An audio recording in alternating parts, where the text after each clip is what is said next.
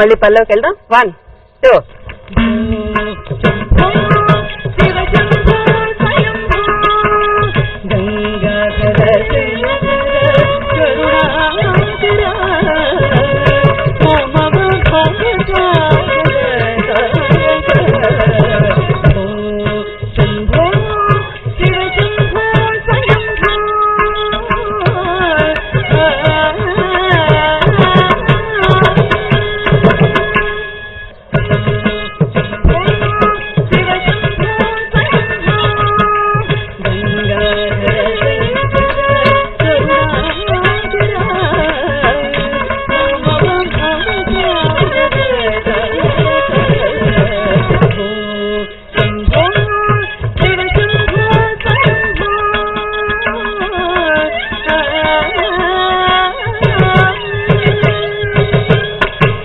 భోశంభోలో ఒక చరణం పూర్తయింది.